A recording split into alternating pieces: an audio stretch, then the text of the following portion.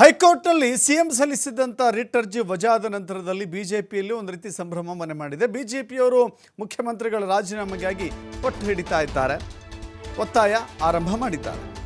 ಮುಖ್ಯಮಂತ್ರಿಗಳು ಈ ಸಂದರ್ಭದಲ್ಲಿ ರಾಜೀನಾಮೆಯನ್ನು ಪ್ರಕಟ ಮಾಡಬೇಕು ಅಂತ ಹೇಳಿ ಬಿಜೆಪಿ ಆಗ್ರಹ ಮಾಡ್ತಾ ಇದೆ. ಹೈಕೋರ್ಟ್ ತೀರ್ಪು ಬರ್ತಾ ಇದ್ದಂತೆ ಈ ಆಗ್ರಹ ಕೇಳಿ ಬರ್ತಾ ಇದೆ.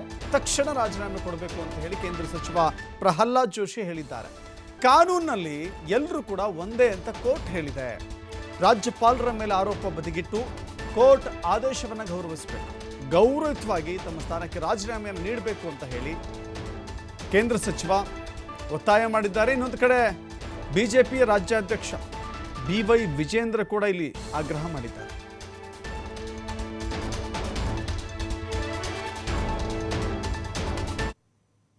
Siddaramaiah, there are more than 1,500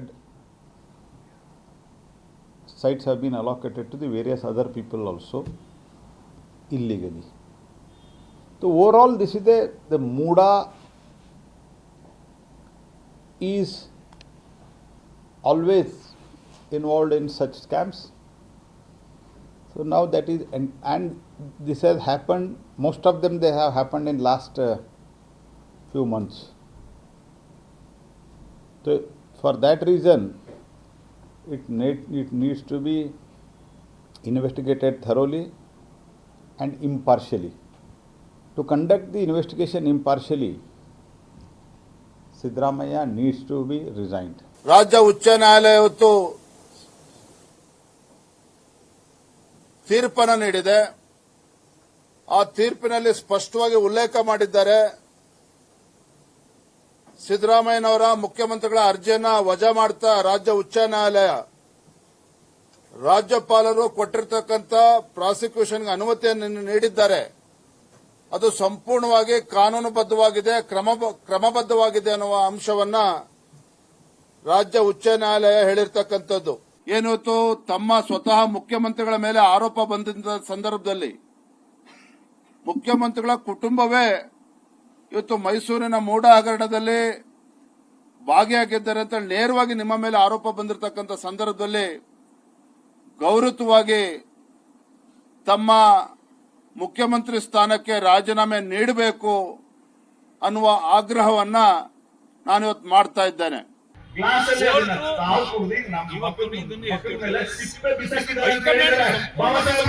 ನಿಂತರೂ ಕೂಡ ಅವರೇನು ಕೋರ್ಟಲ್ಲಿ ಬಂದು ನಿಮ್ಮ ನ್ಯಾಯವನ್ನು ತಿರುಚಲಿಕ್ಕೆ ಹೈಕಮಾಂಡಿಗೆ ಸಾಧ್ಯ ಇದೆಯಾ?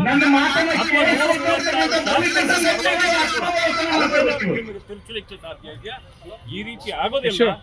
ನ್ಯಾಯ ಈ ದೇಶದ ನ್ಯಾಯವನ್ನ ಎತ್ತಿ ಹಿಡಿಯುವ ಕೆಲಸವನ್ನು ಅದು ನಾನು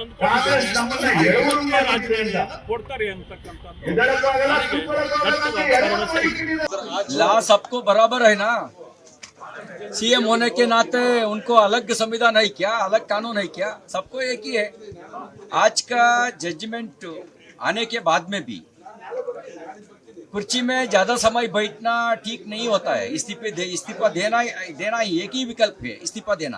ये लगभग 1.5 महीना ट्रायल हुआ, क्या बचा है?